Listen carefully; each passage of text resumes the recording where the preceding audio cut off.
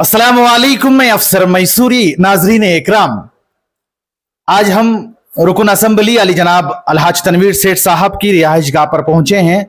पिछले 8 दिन में जो है एनआर हल्के में कई मसलों को लेकर जो है हमने न्यूज़ कवरेज किया था। उसी सिलसिले में अली जनाब अलहाज तनवीर सेठ साहब के पास पहुंचे हैं। सबसे पहले आप हमें ये बताएं कि हमारी पहली न्यूज़ ये थी कि जहां आप जुमा की नमाज अदा करने के लिए आते हैं अपना घर, उसी बिल्कुल सामने जो है वहां पर पौधे लगाने का जो काम आपने जो सोचा है वो कहां तक ठीक रहेगा और कब तक उसे मुकम्मल किया जाएगा, क्योंकि वहां पर होना सख्त ज़रूरत थी। सर, सबसे पहले मैं आपको दिली मुबारकबाद पेश करता हूं। अवामी सतह पर जो काम जरूरी है, इन चीजों को लेकर जिस तरीके से आप एक सहाफी होने के नाते हक और सच्चाई को है ना बयान करते हुए मसाइल को मेरे तक या फिर आवाम तक पहुंचाने की जो कोशिश कर रहे हैं, तो आपको मुबारकबाद देता हूं। रही बात, क्योंकि इलेक्शन का दौर चल रहा है, इस दरमियान कोड ऑफ कंडक्ट होने की वजह से खुलकर कोई बयानबाजी या फिर ना कोई प्रोग्राम में आने जाने से भी हमारे जो पाबंदी और रोक है, इसके मद्देनजर चंद चीजें जो भी काम हो रहा है इसे है ना अंजाम देने के लिए अपने हाल पे उसको छोड़ा गया है, तो वो काम चल रहा है जी। अब जैसे आपने एसएस नगर अपने घर के सामने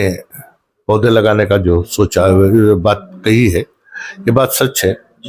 कि हर साल मेरे हल्के में एक कोशिश ये होती है कि जो खास तौर से खुदरत है, खुदरत के साथ छेड़छाड़ या फिर ना कोई ऐसा काम ना हो, क्योंकि इस साल का जो गर्मी का मौसम, जो शदीद गर्मी इससे पहले कभी हमने देखी नहीं थी, और लगभग 6 माह हमारे यहाँ बारिश भी नहीं रही। अभी बारिशों का सिलसिला शुरू हुआ है, चाहे वो साइक्लोन का हो या फिर अभी आने वाले दिनों में मानसून भी आने वाला है। इस वजह से जहां कहीं भी मौका मिले वहां पे है ना पौधे डालने के लिए मैंने मेरे जो साथी काम कर रहे हैं, जिसमें खासतौर से जो हमारा अफू है, ये अपने आप में एक खिदमत गुजार है, अपना काम आप खुद कर लेता है। तो लगभग 5000 पौधे इस मर्तबा मेरे हल्के में डालने के लिए हमने ये तय किया है, और जिसमें खास तौर से कब्रिस्तान, ईदगाह और जहाँ कहीं भी पार्क है यहाँ पे डालने की हमारी कोशिश है। गुज़िश्ता सालों में हमने स्कूल्स और कॉलेजेस में डालने का काम किया था, तो बहुत सारी जगह ये पौधे आज एक ताकतवर पेड़ बनकर परवरिश पा रहे हैं, जिससे आने वाले दिनों में बारिश के लिए हो या छाँव के लिए हो, ये अपना काम खुद खुदरत के निज़ाम के तरीके से काम करेंगे। इसके अलावा मैंने और 2-3 आपके न्यूज़ मैंने जो देखा है, पौधों की जब बात आई तो उस वक्त जो है 8 जून को वजीर आला हमारे रियासत कर्नाटक के वो भी आने का ऐसा अंदेशा है, हमने अफवाह में सुनी। कहाँ तक ये सच है कि भी वो भी आ रहे हैं? नहीं, वजीर आला जहाँ आ रहे हैं या जो जिस तरीके का प्रोग्राम है अभी तक मेरे सामने आया नहीं है, लेकिन खास तौर से वर्मा लक्ष्मी के दिन ये पौधों को है ना डालने का एक सिलसिला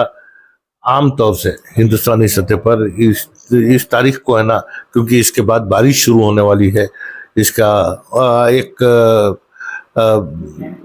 सोच और लोगों में ये एक तरीके का उनका मानना है। तो उसी दिन हमारे मूडा के एक्स चेयरमैन राजीव वो एक प्रोग्राम करने वाले हैं। प्रोग्राम कहाँ कर रहे हैं मुझे मालूम नहीं है, लेकिन अलबत्ता ये पूरे रियासत में शौक रखने वाले ये काम को अंजाम देने के लिए आगे आ रहे हैं। हमारे पास भी बहुत सारे ऐसे तंजीमें हैं जिनको है ना कुदरती एतबार से है ना वो साथ देने के लिए अपना काम अंजाम दे रहे हैं। तो मैं ये सिर्फ ऐसा कहूँगा कि है ना, अगर हर शख्स ये तय कर ले कि हर घर से एक पौधा पेरेंगे, तो मैं समझता हूँ कि है ना इसमें है ना एक बहुत बड़ी ताकत मिलेगी, चाहे वो चामड़ी के पहाड़ के ऊपर हो या फिर है ना जहाँ कहीं भी हमें मौका है। ये बात सच है कि रास्तों को कुशादा करने के लिए बहुत बड़े सारे पेड़ निकालना भी पड़ता है, क्योंकि इंसान के जान की अहमियत, उसकी अहमियत हमें मालूम है। रास्ता कुशादा करना लोगों की सहूलत के लिए होता है, लेकिन जहां भी एक पेड़ निकाल रहे हैं वहां पे एक दो पौधे या फिर चार पौधे पेरने का भी काम हम कर रहे हैं। तो इस वजह से अगर वज़ीर आला है तो है ना ये और एक बेहतरीन मौका होगा कि मेरे हल्के में ये प्रोग्राम हो रहा है। अच्छा, बात और एक ज़रूरी ये है कि रास्ते को लेकर जहाँ रिंग रोड है, जहाँ प्रज्वल हॉस्पिटल है और ऐसे कहीं पर ये जो मस्जिद यासीन है वहीं से जो है सारी चीज़ें आ रही हैं, क्योंकि बहुत सारी शिकायत थी आवाम की जो है यहाँ से क्रॉसिंग जब करते हैं तो लोग जो है हादसे का शिकार हो रहे हैं, जिनमें एक 8 रोज़ में ही 2 मौत हो गई, ऐसा भी सुनने में सामने आया और बहुत सारे जख्मी हो रहे हैं। ये बहुत ही ज़रूरी है सर, इसके ताल्लुक से आप क्या कहना चाहते हैं? देखिए, प्रज्वल हॉस्पिटल हो या फिर मस्जिद यासीन हो, यहाँ पे बहुत सारे लोगों का हादसे में मौत भी हुई है। मेरे पड़ोसी समीउल्लाह जी, ये आरटीओ में वहाँ करीब में काम करते थे, तो उनकी भी मौत वहीं हुई। मेरे मौलेरे भाई आसिफ सेठ, उनका भी एक्सीडेंट प्रज्वल हॉस्पिटल के सामने हुआ, उनकी भी मौत हुई। मेरे बड़े अच्छे करीबी ताल्लुकात रखने वाले जाहिदुल्लाह खान, उनका भी एक्सीडेंट वहीं हुआ। तो ये इन चीज़ों के मद्देनज़र और साथ में तुम्हारे न्यूज़ से पहले भी मैं मरकज़ी हुकूमत नेशनल हाईवे को है ना इससे पहले भी 1 से 4 मरतबा मैंने ख़त लिखा है मस्जिद यासीन के पास अंडरपास बनाने के लिए। और क्योंकि नेशनल हाईवे को देने के बाद शहरी सतह पर चाहे वो मूडा हो, कॉरपोरेशन हो, ये अपना कोई काम नहीं करते वहाँ। नेशनल हाईवे होने के बाद अगर सख्ती अगर वहाँ लागू हो तो रास्ते के दोनों साइड अगर जाल या ग्रिल डाल दे तो लोगों को इससे ज्यादा तकलीफ का सामना करना पड़ता है आने जाने के लिए, क्योंकि रिंग रोड के उस पार भी है ना बहुत सारी आबादी आ गई है। तो इस वजह से इसे किस तरीके से करना है, मैंने पुलिस कमिश्नर को भी खत लिखा है, कॉर्पोरेशन कमिश्नर को भी खत लिखा है, और ख़ास तौर से इस साल मेरे ग्रांट्स में लगभग 2.5 करोड़ रुपए मैं ट्रैफिक मैनेजमेंट के लिए देना चाह रहा हूँ, क्योंकि आज बुराई को रोकने के साथ साथ अवामी सतह पर है ना सहूलत फराम करने के लिए जहाँ चाहे वहाँ, चाहे वो ट्रैफिक लाइट का इंतज़ाम हो या रोड हम्स का इंतज़ाम हो, क्योंकि रोड हम्स नेशनल हाईवे के कोई रास्ते में नहीं डालते हैं, या फिर है ना मेजर रोड्स में रोड हम्स डालना मना है, सुप्रीम कोर्ट का ऑर्डर है। बावजूद उसके जहाँ कहीं भी हमारी आबादी ज़्यादा है वहाँ रोड हम्स भी हम डाल रहे हैं। तो इस वजह से जो तकलीफ हो रही है इसका इल्म मुझे भी है। इसे ख़ास तौर से सही तरीके से जहाँ सहूलत फराम कर कर फिर रास्ते को बंद करना या खोलना, या वहाँ पे सिग्नल लाइट डालने के बाद लोगों को सहूलत करना, इसके ऊपर है ना ट्रैफिक मैनेजमेंट जो इंजीनियरिंग डिपार्टमेंट से जो तय कर कर मुझे बोलेगे उसके लिए जो पैसे की ज़रूरत है वो इंतज़ाम कर देने की मैं बात किया हूँ। जी सर, एक और मसला भी हमारे सामने आया जहां पर खुसूसन खवातीन और स्टूडेंट्स और उसमें एम्प्लॉइज जो बस को लेकर हैं, जो ट्रांसपोर्टेशन को लेकर हैं, जो सिटी बस होती है हुकूमत की जानिब से, वो सही तरीके से और सही तौर पर जो है करेक्ट टाइम पर नहीं आ रही है, वो भी शिकायत है, वो बहुत गंभीर है सर। देखिए, KSRTC DC के साथ मेरे 4 मीटिंग हुए हैं, हाल ही में मैं फ़ोन में भी उनसे बात हुई। आज शक्ति प्रोग्राम हुकूमत के से जारी होने के बाद सिटी बस की मांग हर जगह ज़्यादा हो रही है, और इसमें खुसूसन जो तलबा हैं, जो स्कूल जाने वाले बच्चे हैं, उनको बहुत सारे तकलीफ़ों का सामना करना पड़ता है। तो इस वजह से नए तौर से ना जिस तरीके से रूट्स को रीऑर्गेनाइज करना है और नए बसेस लाना है, तो इसके ऊपर मेरी मांग है। 100 बस अभी सिटी 1 और 2 डिवीजन को है ना देने की बात हुई है। अभी अनखरीद में मुझे मिलना है वो। अभी सिर्फ एक 20 बस आए हैं।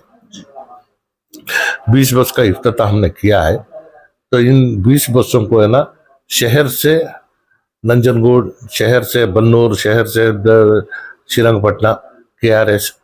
इन रूटों के ऊपर ये 20 बसों को भी डाला गया है। तभी बकिया 80 बस जो आने वाले हैं वो शहर के सिटी सर्विस को प्रेस करने के लिए हमने सोचा है। और ख़ास तौर से शहर जिस तरीके से बढ़ रहा है और वहाँ तक है ना हर जगह बस के सहूलत को है ना फराहम करने के लिए 1 से 4 मीटिंग हुई है। और दिक्कत हमारी ये थी कि है ना 2 डिवीज़न को 1 डिवीज़न करने के बाद 6-8 माह हमारे पास कोई काम नहीं हुआ। हमारी हुकूमत आने के बाद फिर से हमने 2 डिवीज़न करने के बाद हमारे पास आज सही तरीके से बसों की कितनी कमी है और कितनी ज़रूरत है इसे तय कर लिए हैं।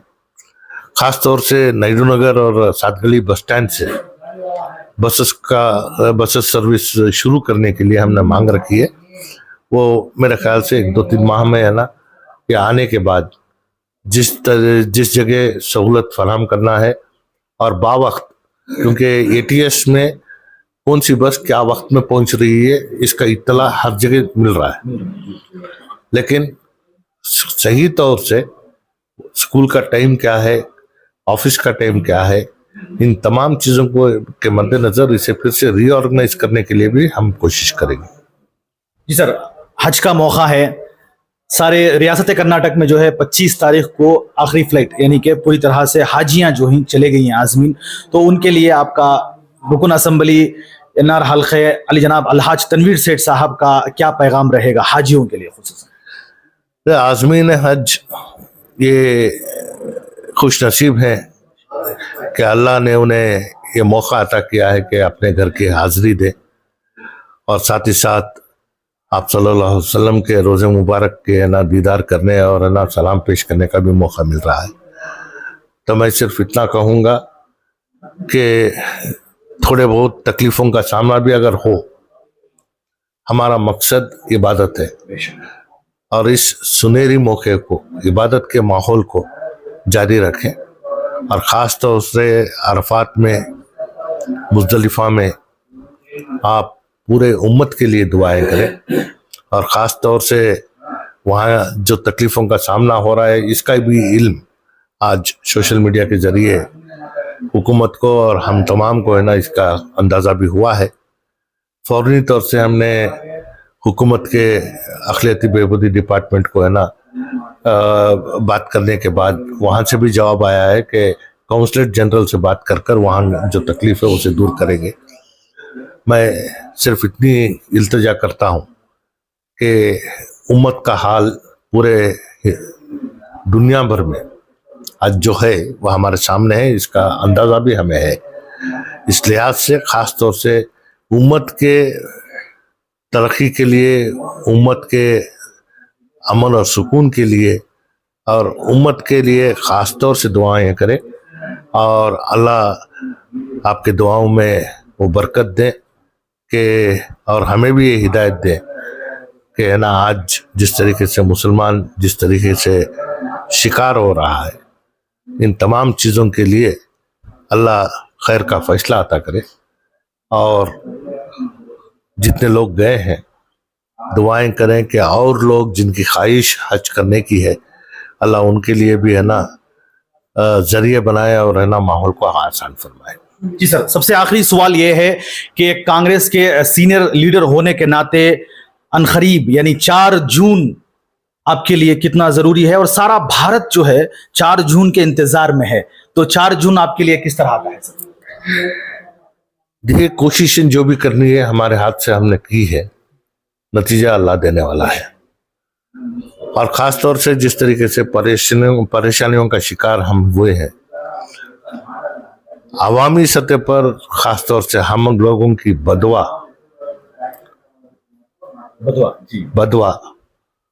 हुकूमत को बदलने के अंदाजे इनकमात हमारे सामने आ रहे हैं, जिसकी उम्मीद हमें भी है कि 4 जून को रियासत कर्नाटक में 28 में लगभग 17 से 18 सीट हमारे जीतने की गुंजाइश है।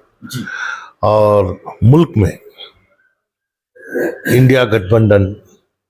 एक बेहतरीन तौर से है ना हुकूमत बनाने के अंदाजे को है ना हम सामने देख रहे हैं, तो जिससे हमें उम्मीद है कि चाहे राहुल गांधी या फिर है ना मल्लिकार्जुन खड़गे इस मुल्क के वजीर आजम बनेंगे, कांग्रेस की हुकूमत होगी। और जिन परेशानियों के शिकार हम लोग बने थे, उम्मीद है, अल्लाह से ये उम्मीद है कि हुक्मरानों को है ना अल्लाह ये तौफीक दे कि इन परेशानियों को है ना उसका खात्मा करे और एक मुल्क अपने आप में जो सेकुलर तरीके से आगे बढ़ रहा है पूरे दुनिया में, क्योंकि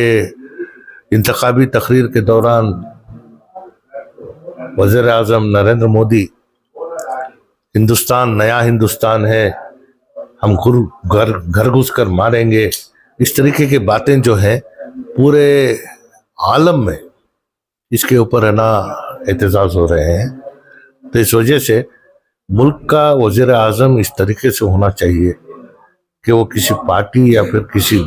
मजहब को लेकर काम करने वाला ना हो, इंसानियत और इंसान के दर्द को समझने वाला हो। तो ये 4 जून हमारे लिए ये मायना रखता है कि हमारी जो कोशिश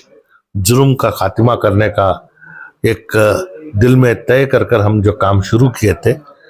मैं समझता हूँ कि हमारी कोशिशों को अल्लाह है ना अपने फजल करम से जो भी नवाजना है ज़रूर नवाजेगा। ये उम्मीद के साथ 4 जून पूरे मायने रखते हैं और हिंदुस्तान की तारीख इसमें जो जालिम हुक्मरानों का खात्मा देखने के लिए हम तैयार हो रहे हैं। जी सर, बहुत बहुत शुक्रिया। अब देख सकते हैं जिस तरह हम रुकन असेंबली आली जनाब अलहाज तनवीर सेठ साहब की रिहाइशगाह पर आए, जो हमारी बहुत सारी पिछले दिनों जो हमने न्यूज़ कवर किया था उसका भी जवाब जो है हमने यहाँ से पाया, और भी बहुत सारी बातें हुई। और इसी तरह आप हमारी इस न्यूज़ चैनल को आगे ज़्यादा से ज़्यादा शेयर करें और आप लोगों की क्या राय है रुकन असेंबली आली जनाब अलहाज तनवीर सेठ साहब की बातों को लेकर, आप हमें अपनी राय कमेंट्स बॉक्स में ज़रूर पेश करें। तब तक के लिए अस्सलामु अलैकुम व रहमतुल्लाहि व बरकातुहू।